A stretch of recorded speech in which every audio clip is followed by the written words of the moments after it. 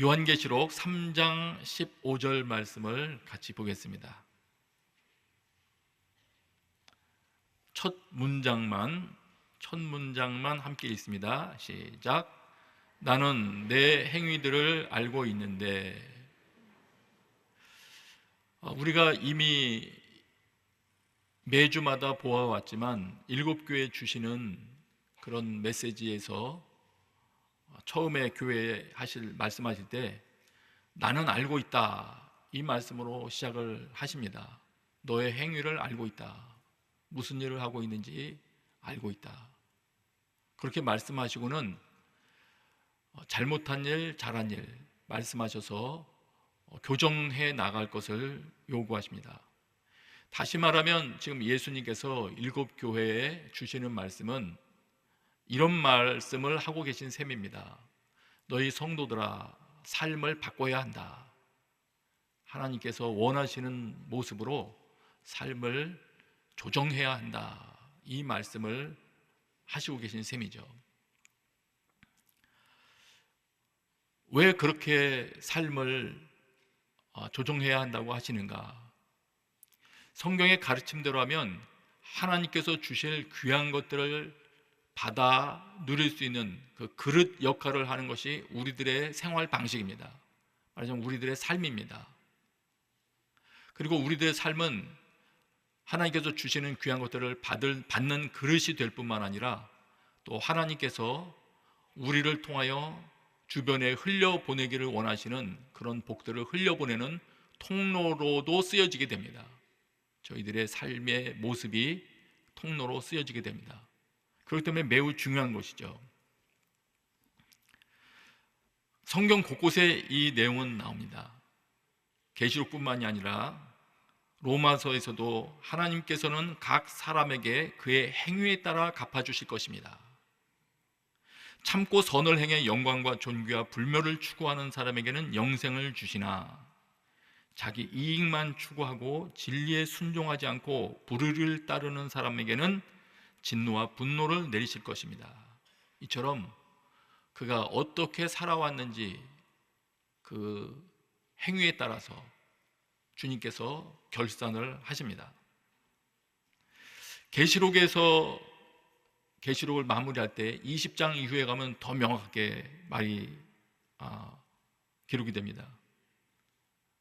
심판대 앞에서 그 책들이 펼쳐져 있는데 사람들이 책들 안에 기록된 대로 심판을 받습니다. 그런데 그 책 안에 기록되어 있는 것은 그들의 행위입니다. 각 사람은 자기가 행한 것에 따라 심판을 받았습니다. 이것이 계시록에 기록되어 있는 것이고요. 뿐만이 아닙니다. 상급도 마찬가지입니다. 내가 줄 상급이 내게 있으니 각 사람에게 그 행한 대로 갚아줄 것이다. 이처럼 주님께서 우리의 최종 인생의 삶을 결산하실 때는 내가 어떤 아이디어를 가지고 살았느냐를 가지고 결산하시는 것이 아니라 내 삶의 결과물을 가지고 평가하시는 것입니다. 행위라고 말할 수 있는 거죠. 삶의 방식, 살아온 결과.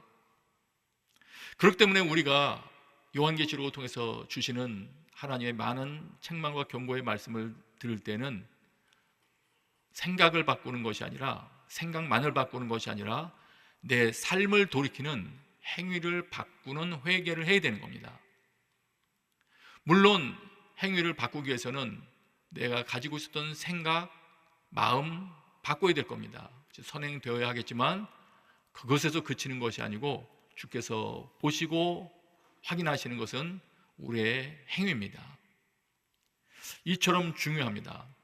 그렇기 때문에 불신자들에게도 주님께서는 재앙을 주시면서까지라도 돌아오게 하시려고 계속 말씀을 하시죠. 그런데 오늘 저희가 생각해 볼 것은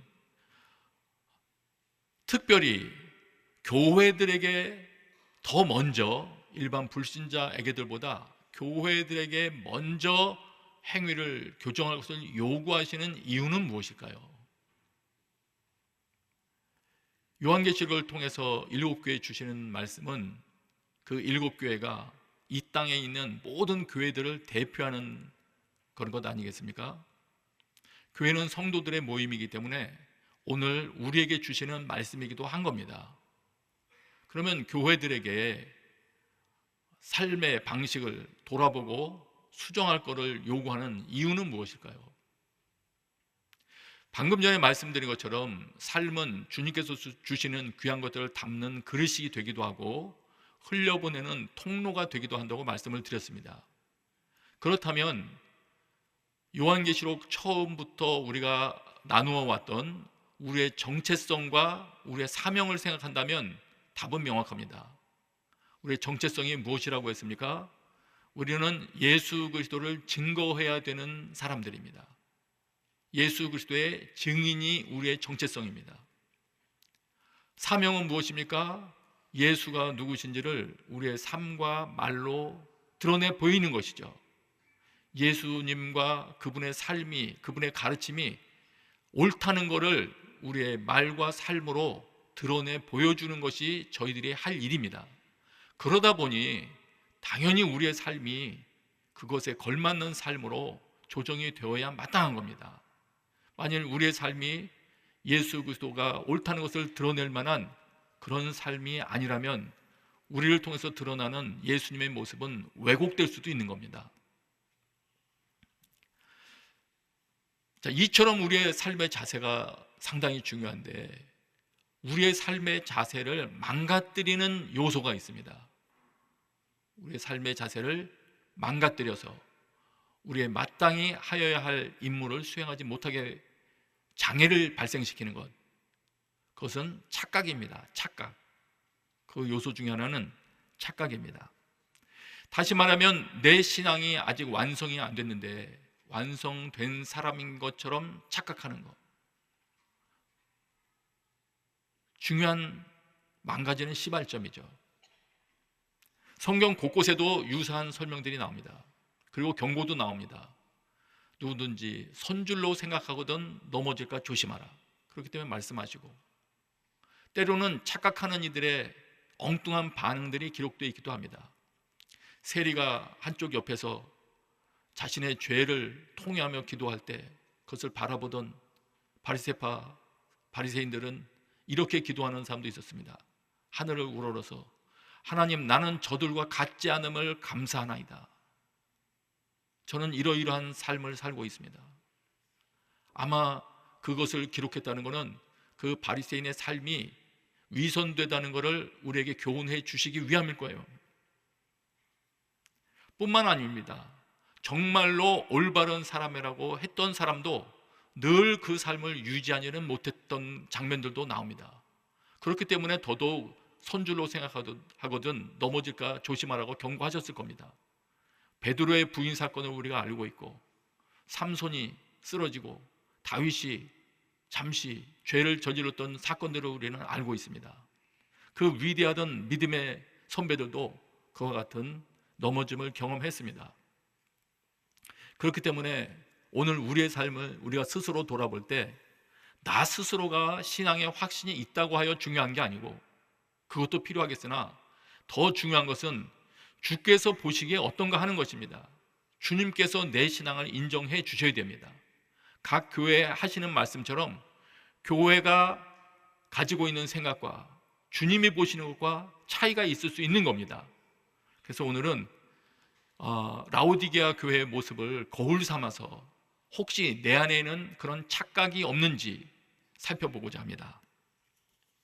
먼저 라오디게아 교회 하시는 말씀을 한번 같이 읽겠습니다. 15절, 16절입니다. 같이 읽어요. 시작. 나는 내 행위들을 알고 있는데 너는 차지도 않고 뜨겁지도 않다. 나는 네가 차든지 뜨겁든지 하기를 바란다. 네가 이렇게 미지근해 차지도 않고 뜨겁지도 않으니 내가 너를 내 입에서 뱉어낼 것이다. 먼저 주님께서 말씀을 하십니다. 너는 차지도 않고 뜨겁지도 않다. 너의 행위들을 보니까 그렇다. 이렇게 미지근해서 차지도 않고 뜨겁지도 않으니 내가 너를 내 입에서 뱉어낼 것이다. 뱉어 버리고 싶을 정도로 삶이 역겹다는 이야기겠죠. 그들의 모습이.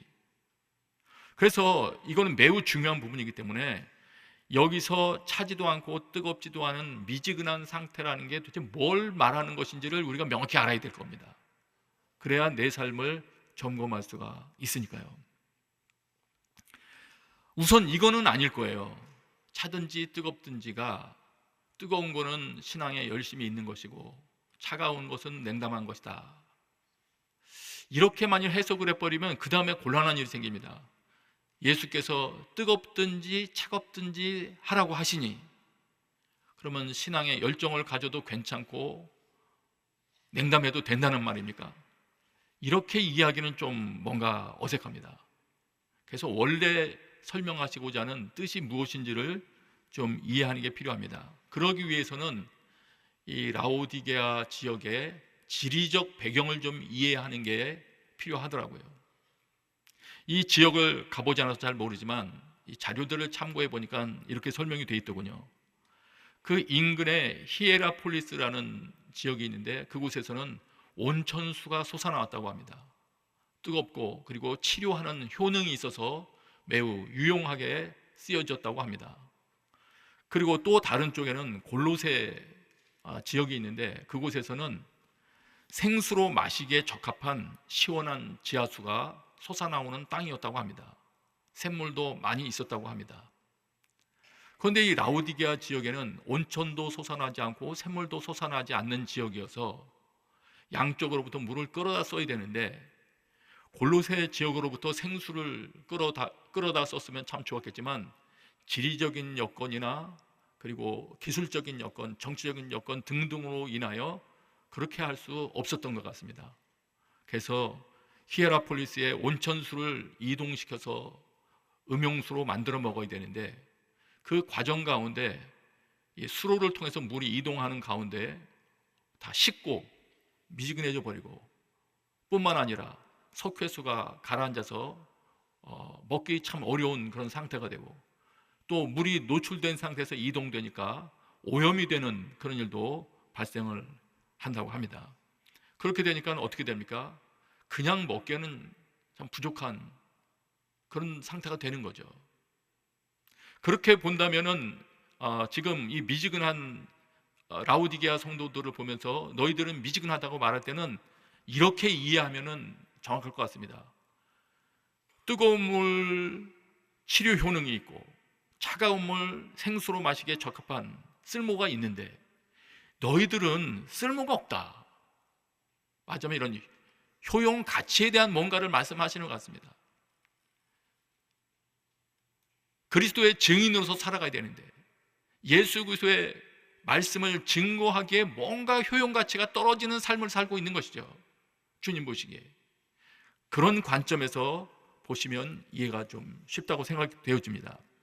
그러면 이 미지근한 태도라는 건 도대체 뭘 말하느냐, 조금 더 계시록 본문을 중심으로 살펴보면 이렇습니다. 3장 16절 17절 여러분 다시 보세요. 제가 읽을게요. 네가 이렇게 미지근해 차지도 않고 뜨겁지도 않으니 내가 너를 내 입에서 뱉어낼 것이다. 이렇게 말씀했죠. 근데 그 이유를 17절에서 이렇게 설명을 합니다. 왜냐하면 이게 원래 접속사가 있는 거예요. 왜냐하면 네가 말하기를 나는 부자라 풍족해 부족한 것이 하나도 없다 이렇게 말하고 있기 때문이다. 이렇게 이해할 수가 있어요. 이 말이 어디서 나왔는지는 잠시 후에 또 확인할 거예요. 또 달리 이해하면 17절 전체를 이유로 볼 수도 있습니다. 그럼 이렇게 됩니다. 왜냐하면 네가 말하기를 나는 부자라 풍족해 부족한 것이 하나도 없다 하나 너는 자신이 비참하고 불쌍하고 가난하고 눈멀고 벌거벗은 사람임을 알지 못하기 때문이다. 더 의미가 더 넓게 포함되어 있죠. 그러면 여기 나는 부자라 풍족해 부족한 것이 하나도 없다 이 말이 도대체 무슨 내용이냐, 말 그대로 뭐 이해할 수도 있습니다만은 조금 배경을 명확하게 이해하기 위해서는 이와 같은 말이 인용되었을 것으로 보이는 그 호세아 구절을 한번 보는 것이 유익합니다. 호세아 12장 8절 한번 보세요. 여기 보면 이스라엘 백성들이 이렇게 말합니다. 나는 아주 부자다. 나는 많은 재산을 가졌다. 이렇게 말합니다. 그러면서 한마디 여기는 더 기록되어 있습니다. 내 모든 재산에 대해서 그들이 불법이나 죄를 찾지 못한다. 이렇게 말해요. 나는 많은 재산을 가졌는데 불법으로 재산을 모은 거 아니야. 지금 이런 말을 하고 있는 거예요. 자, 이 말을 하게 되는 이 배경을 보면은 왜 이 말을 가지고 라오디게아 교인들의 행동을 교정해 주려고 하는지를 우리가 좀 더 정확히 알 수 있습니다. 이 배경을 보니까 이렇습니다. 호세아서 그 전후를 다 살펴보니까 이런 기록들이 있습니다. 에브라임이 거짓말로 이스라엘 족속이 속임수로 내 주위를 둘러쌌다. 하나님께서 하시는 말씀이에요. 하나님의 백성들이 하나님 주위를 둘러싸고 있는데 거짓말로 속임수로 둘러싸고 있대요. 또 말씀을 이어갑니다. 그들이 아시리아와 조약을 맺고 이집트에는 기름을 보낸다. 하나님의 백성들이 하나님께 기대는 것이 아니라 힘이 있어 보이는 다른 나라와 조약을 맺고 또 조공을 바치기도 하고 이렇게 합니다. 뿐만이 아닙니다. 예배에도 문제가 생겼습니다. 길르앗은 악하다. 분명히 그들은 아무 쓸모가 없다. 그들이 길갈에서 소머리를 제물로 바치고 있으니 그들의 제단이 밭고랑 사이에 돌무기더기처럼 될 것이다. 무슨 말이냐면 이들이 마땅히 예배하는 곳에서 지금 드리고 있는 예배가 올바르지 못하고 우상 숭배와 같은 그런 태도로 예배를 드리고 있다 하는 이들의 예배에도 어떤 문제를 제시하고 있는 거예요. 이것을 기록하는 것은 주님께서 지금 주목하고 계신 것은 이스라엘 백성들이 자신들을 출애굽시켜서 나라를 일으켜 주신 하나님께 신실하지 못하다는 것을 지금 지적하고 계신 거예요. 하나님께 대해서 너희들이 성실하지 못하다. 너희들이 예배에도 문제가 있다. 하나님께로부터 마음이 멀어진 상태에서 형식만 남은 예배를 나에게 드리고 있다. 이걸 지금 지적하시는 셈이죠. 그런데 이런 삶을 살면서 이들이 뭘 하고 있냐면은 여러 가지 다른 방법으로 돈을 많이 모았나 봐요. 부자가 됐어요. 많은 재산을 가졌어요. 그러면서 내 모든 재산은 깨끗하다. 뭐 이런 말을 하고 있는 거예요. 굳이 왜 이런 말을 하느냐? 뒤에 이어지는 내용을 보면 하나님께서 보실 때는 이들이 지금 착각을 하고 있기 때문이에요. 이들은 어떤 착각을 하고 있냐면 자신들의 신앙 삶의 태도는 지금 망가져 있는데도 불구하고 자신들이 경제적으로 풍성해지고 뭔가 일이 잘 되어 가니까 이런 착각을 하는 겁니다. 나의 신앙이 올바르다고 하나님이 인정해 주셨기 때문에 복을 주셔서 내가 잘 되고 있는 거다. 그러므로 나의 신앙은 안전하다. 이런 생각을 하고 있는 겁니다.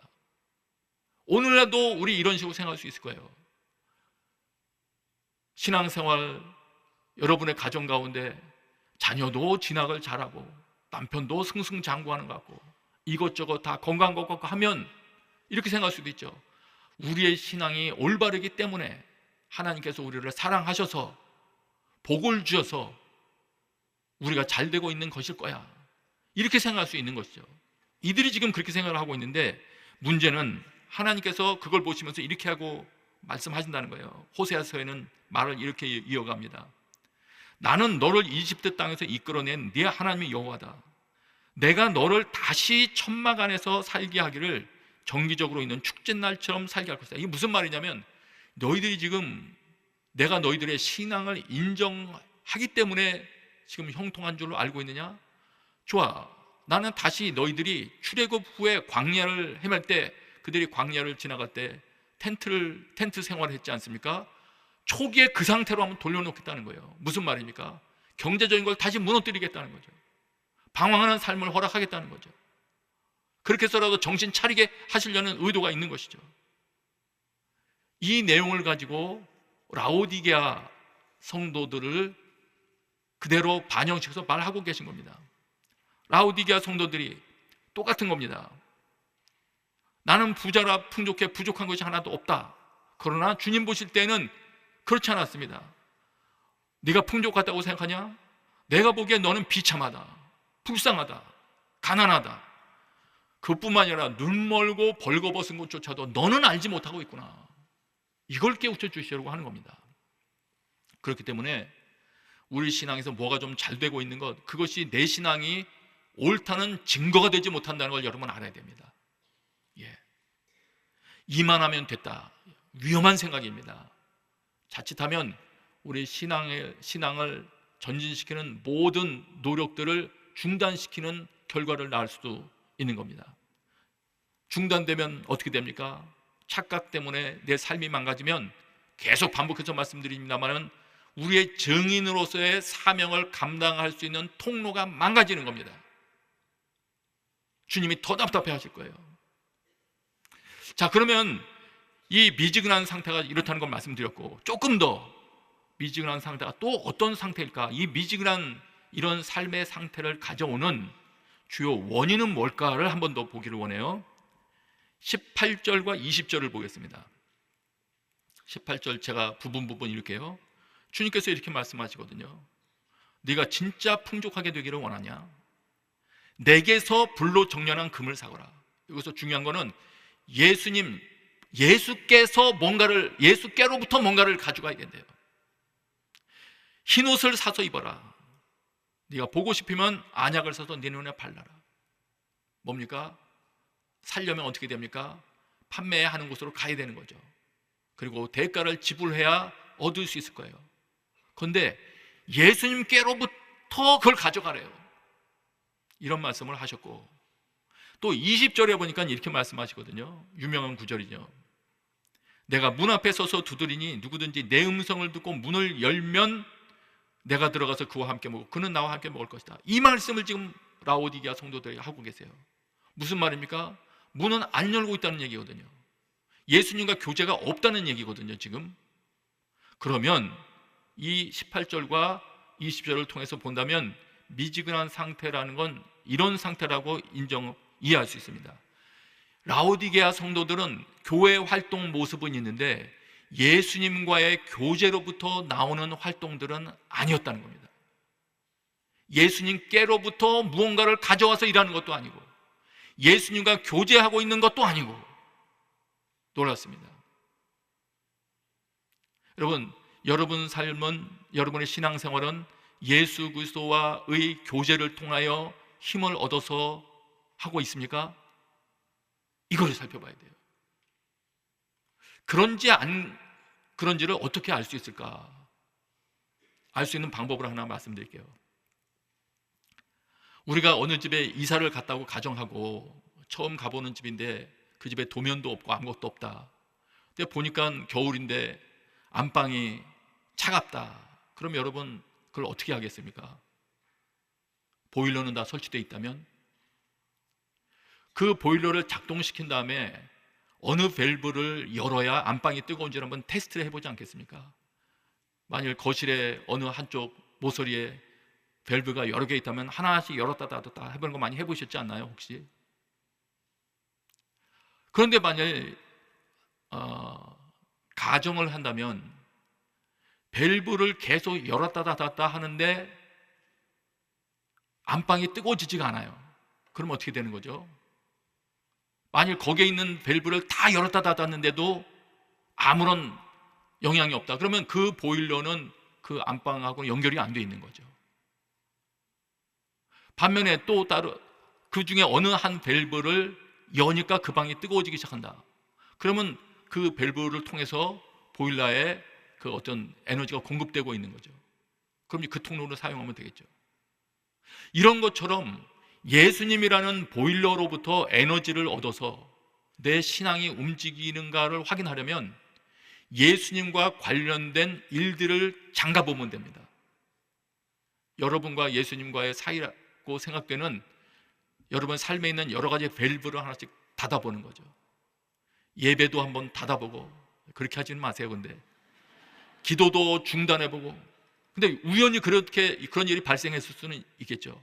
그건 어떤 것이냐면 여러분 중에서 여러 가지 일로 인해서 예배를 중단한 지 2달이 넘어가고 기도를 안 한 지 3달이 넘어가고 심지어는 생명의 삶이 어디 있는지도 모르겠고 이렇게 기도도 끊어지고 예배도 끊어지고 묵상도 끊어진 지가 3개월, 6개월이 되어 가는데 마음은 평안하다, 즐거움이 충만하다.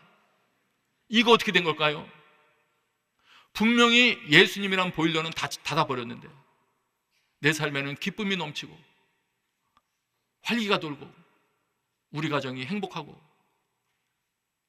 그러면 나와 우리 가정의 신앙생활은, 그 신앙생활에 에너지를 공급하는 분은 예수님이 아니었던 거예요. 정말입니다.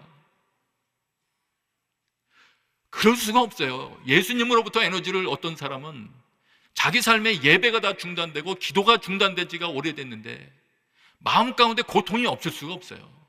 답답함이 없을 수가 없어요. 엉뚱한 에너지에서 좀 공급되고 있는 게 있는 겁니다. 다른 뭔가가 지금 연결되어 있는 거예요. 이상한 게 연결될 수도 있어요. 하나님이 진노하실 만한 이상한 것으로부터는 에너지로 종교 생활을 하고 있을 수도 있어요. 아니면 교회 가는 것도 단순히 어떤 사람 만나기 위하여, 아니면 다른 목적으로 갈 수도 있는 거죠. 지금 이 라오디게아 교회 주시는 처방으로 보면 이들은 그랬습니다. 처음에는 그러지 않았겠죠. 처음에 믿었을 때는 이들이 예수님과 교제를 충만하게 했을 겁니다. 다 식어진 것이죠. 중단된 거죠. 여러분, 예수 그리스도와의 교제가 중단되면 우리에게서 착각이 일어나기 시작합니다. 하나님께서 하신 일을 알아보지 못하고 하나님께 감사도 하지 않고 영광을 돌리지 않기 시작하면 우리의 생각이 미련해지고 허망해지고 어두워진다고 말했습니다. 심지어는 거짓된 것과 영광된 것을 바꾸어 버리는 일도 발생할 수 있다고 말하지 않았습니까? 그러므로 만일 내 삶 가운데 라오디게아 교회라는 거울로 비추어 볼 때, 이건 문제가 있구나, 이거 생각됐으면 어떻게 되겠습니까? 해결을 해야죠. 해결 안 하면 안 되죠. 해결책은 이렇게 말씀하십니다. 다시 18절부터를 보세요. 그러므로 내가 너에게 경고한다. 네가 풍족하게 되려면 내게서 불로 정련한 금을 사거라. 너의 벌거벗은 수치를 드러내지 않으려면 흰옷을 사서 입어라. 네가 보고 싶으면 안약을 사서 내 눈에 발라라. 지금 라오디게아 성도들의 눈에는 아마 지금 예수께서 언급한 이런 건 안 보였을 거예요. 자기를 아름답게 하고 자기 가정을 아름답게 하기 위해서는 불로 정련한 금을 사고 흰옷을 사서 입고 안약을 사서 발라야 된다는 것을 생각도 못 해봤을 거예요. 자기들이 치장하면 아름다워질 거라고 생각하는 것으로 꾸몄을 겁니다. 그것이 어떻게 보이는지는 부족한 우리들의 지혜로는 잘 모르는 거죠. 성경에 나오는 여인들아 몸치장을 이렇게 하라 하는 그 말씀이 이해가 안 되는 겁니다. 우리들은 사람은 이렇게 함으로 아름다워진다, 이런 설명들이 이해가 안 되는 거예요. 그러니까 다른 것들로 꾸몄죠. 엉뚱한 것으로 꾸미고 있으니까 주님께서 말씀해 주시는 것이죠. 네가 진짜 풍족해지기를 원하냐? 네가 지금 풍족하다고 생각하는 거냐? 정말 풍족해지려면 나에게로부터 넌 뭘 사야 된다.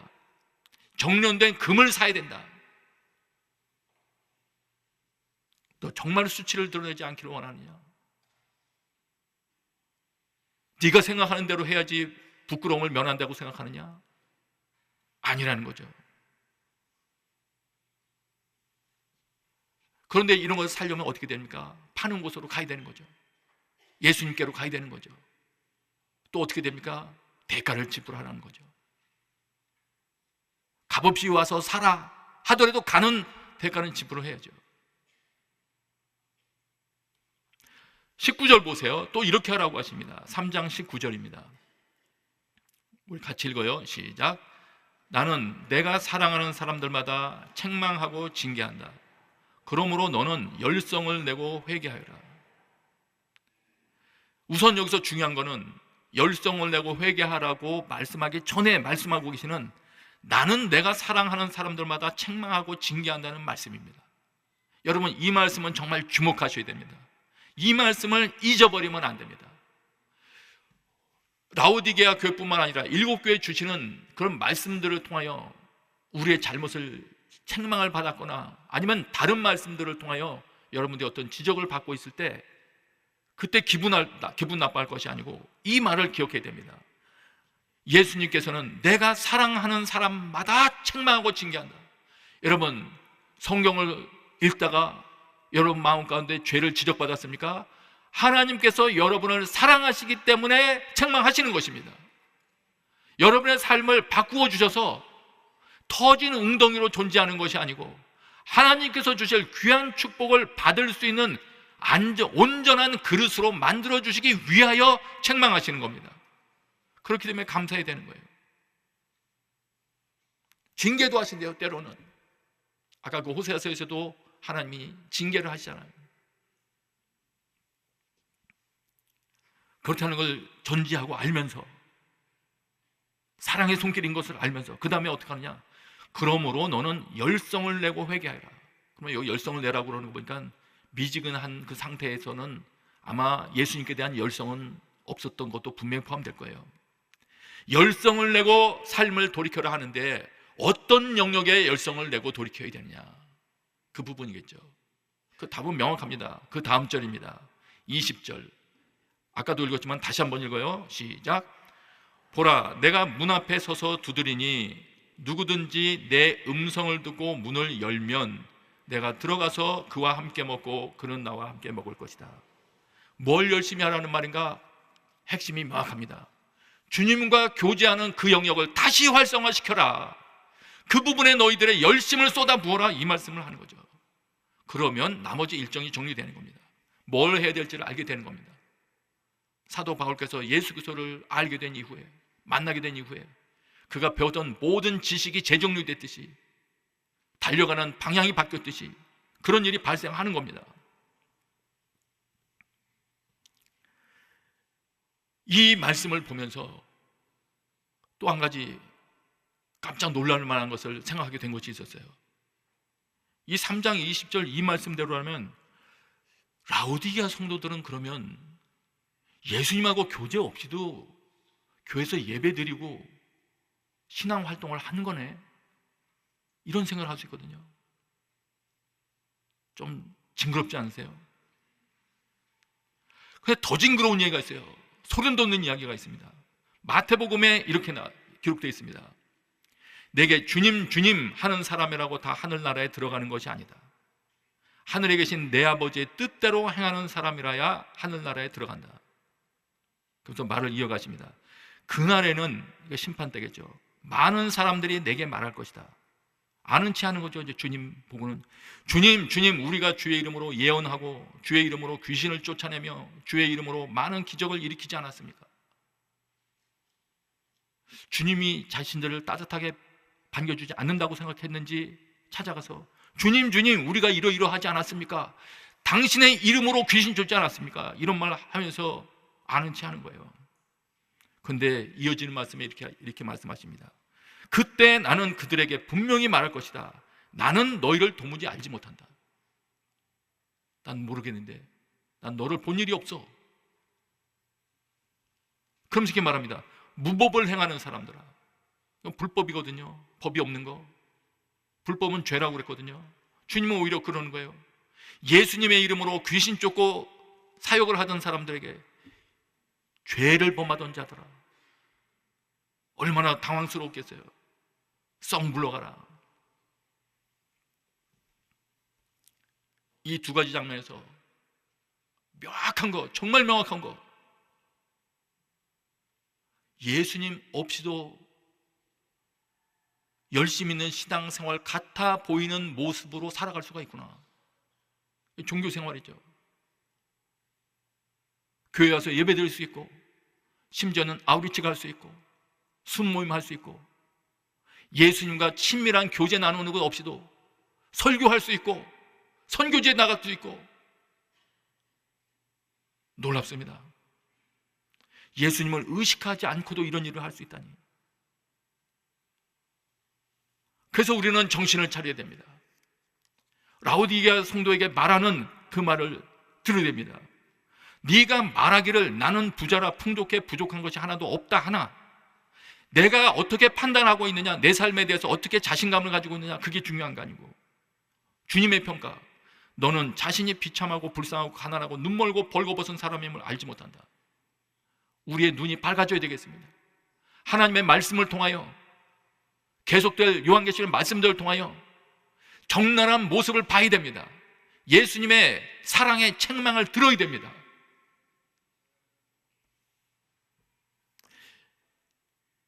(3장 21절) 보세요. 이기는 사람에게는 내가 이긴 후에 내 아버지와 함께 그분의 보좌에 앉은 것 같이 내가 내 보좌에 나와 함께 앉게 할 것이다. 그럼 무엇이 이기는 겁니까? 라오디게아 성도 입장에서 뭐가 이기는 걸까요? 답은 명확합니다. 우리에게도 그 답이 필요한 거죠. 예수님께서 이토록 사랑해서 책망하고 경계하시는 모든 말씀들을 기쁨으로 받아들이고, 그리고 그 말씀대로 내 삶을 바꾸어 나가는 것이 이기는 겁니다. 그 말씀을 받아들이고 내 삶을 바꾸기 시작하는 것이 이기는 싸움의 시작인 겁니다. 오늘 예배하는 여러분들 꼭 승리의 첫걸음을 띄게 되시기를 축복합니다. 우리의 삶의 모습이 예수 그리스도를 드러내는데 과거보다 현재 많이 망가져 있을 수도 있어요. 그렇지 않은 분들도 계시겠지만, 신앙생활을 오래 하신 분들 중에서 어떤 이들은 과거에는 청년부 시절에 놀라운 증거자였고, 심지어는 길거리에서 전도도 했고, 삶으로 예수 그리스도를 증거하고자 정말 어려운 그 과정을 인내하며 참아냈고 했던 사람들이 여러 가지 과정 때 그 모습이, 그 삶의 자태가 무너져가는 사람들이 많이 있었을 겁니다. 어떤 이들은 상급학교에 진학한 후에 무너지더라고요. 공부할 양이 많아져서 그런지 몰라도. 목사님이 그 과정에 진학하더니 목사님 말씀에 빛이 사라져가요. 이런 말씀을 들은 사람도 있을 거고, 어떤 분들은 취직 후에 오히려 지위는 높아졌으나 재정은 풍부해졌으나 예수 그리스도를 뿜어내는 빛은 사라지는 사람들도 있습니다. 어떤 분들은 결혼 후에 또 삶이 바뀌는 분들도 있습니다. 결혼 전까지는 예수 그리스도를 증거하려는 열망에 불탔었는데 여러 가지 이유로 인하여 결혼 후에 타인들이 볼 때도 그런 빛은, 그런 감동은 느낄 수 없는 삶을 살아가게 되는 사람들도 있습니다. 여러분, 모든 영역에서 주의 은혜를 구해야 되겠습니다. 뿐만 아니라 우리는 이걸 생각을 해야 됩니다. 3장 14절에 라오디게아 교회에게 처음 말씀하실 때 이렇게 말씀하셨다는 걸 기억해야 돼요. 너는 라오디게아 교회 사자에게 이렇게 써라. 자신을 밝히시는데, 아멘이시요 신실하고 참된 증인이시요 하나님의 창조의 근원이신 분이 이렇게 말씀하신다. 이러면서 지금까지 했던 말씀을 이어나가셨거든요. 예수님이 자기를 밝히시는 거예요. 아멘이시고 신실하고, 중요한 거, 참된 증인이신 분이시다. 예수님은 이 땅에 오셔서 하나님 아버지를 신실하게 드러내셨습니다. 아버지의 영광을 드러내는 정말 충성스러운 증인의 삶을 사셨습니다. 십자가를 지시기까지. 그런 분이시기에 우리가 곧 그분을 만나야 될 것 아니겠습니까? 이런 모습으로 우리가 그분을 만나야 되지 않겠습니까? 주님 감사합니다. 주님께서 충성스럽게 하나님을 증언해 주시고 십자가를 지시기까지 우리를 위하여 피를 흘려 주셨기에 제가 덕분에 생명을 얻게 되었습니다. 그리고 저 또한 예수 그리스도 당신을 위한 충성된 증인이 되고자 열심히 살았습니다. 연약한 중에도 복음을 증거했습니다. 이런저런 것이 부족하지만 섬겼습니다. 이런 기쁜 마음으로 주님 앞에 달려나가 기쁨으로 서로 만나야 되지 않겠습니까? 그때 주께서 말씀하시지 않겠어요? 네가 적은 힘으로도 그렇게 했구나. 혹은 잘하여도다 착하고 충성된 종아, 그 말씀 들어야 되지 않겠습니까? 우리가 대면해야 할 분은 충성된 증인이신 그분이세요. 함께 무용담을 나눠야죠. 충성된 증인으로 살아갔던 무용담을 나누기 시작해야죠. 여러분, 예수님께서 삶을 교정하고자 말씀하실 때에는 우리가 삶을 바꾸면 우리의 신앙의 모든 영역들이 회복될 수 있기 때문에 말씀하시는 겁니다. 예수 그리스도 그분 앞으로 나아가면 답이 있는 겁니다. 과거 그 어떤 때보다 새로운 더 빛이 드러나는 예수 그리스도의 통로로 쓰임받는 증인 정체성의 삶으로 내 삶을 마무리할 수 있기 때문에 주님께서 말씀을 하시는 거예요. 모두 그 일에 있어서 승리하게 되시길 축복합니다. 우리가 여러 상황에서 그 상황이 고난이든 편안함이든 승리하기를 주님은 원하세요. 또 우리를 통해서 예수 그리스도가 마땅히 증거되어 우리의 사명을 다 마칠 때 대한민국 땅 가운데에도 많은 사람들의 고백이 마침내는 바뀌게 될 거예요. 결국 보니 성경의 가르침이 맞았군요. 예수 그리스도의 가르침이 상위 가르침 맞군요. 이 고백들이 여러분 주변에 사방에서 들려오게 되시기를 축복합니다. 우리 한번 같이 기도하고 마무리하기를 원합니다. 그렇게 기도하십시다. 주님, 내 삶 가운데 주님의 의도가 온전히 이루어질 수 있도록 내가 착각하고 있는 것들이 있으면 깨닫게 해주세요. 나에게 맡겨주시기를 그토록 원하셨던 사명 감당하지 못하고 있는 영역도 있으면 오늘 깨닫게 해주시고, 제가 주님과 깊은 교제 다 상실해버렸던 그런 시간들 다 되살릴 수 있는 은혜를 더하여 주옵소서. 하나님 앞에 간절한 마음으로 기도하겠습니다. 아버지 하나님, 주님의 은혜를 구합니다. 예수께서 우리들을 불러주셨을 때 기쁨으로 나아갔으며 세상이 참으로 달라진 것을 저희들이 경험했으며 주님을 위하여 헌신하겠다고 결심하였었고, 저희들에게 주어진 귀한 것들을 주님 앞에 드리며 예수 그리스도를 드러내기를 힘썼습니다. 아버지 하나님, 여러 가지 일들로 인하여 시간이 흐르면서 퇴색된 모든 부분들, 특별히 예수 그리스도의 교제가 시들어져 버린 것들 다시 한번 회개하며 주님 앞에 나아가오니 내 마음속에 예수 그리스도를 향한 열정이 다시금 불타오르게 하여 주옵소서. 내 삶이 쓸모있는 인생이 되게 하여 주옵시고, 주님 뵐 때 기쁨으로 주님 앞에 달려나가는 그런 삶 살게 하여 주옵소서. 오늘 이곳에 예배하는 모든들 축복합니다. 과거 그 어느 때보다도 앞으로 오는 시간대 더 주님 앞에 쓰임받는 귀중한 인생 되게 하여 주시옵소서. 감사합니다. 예수님의 이름으로 기도합니다. 아멘.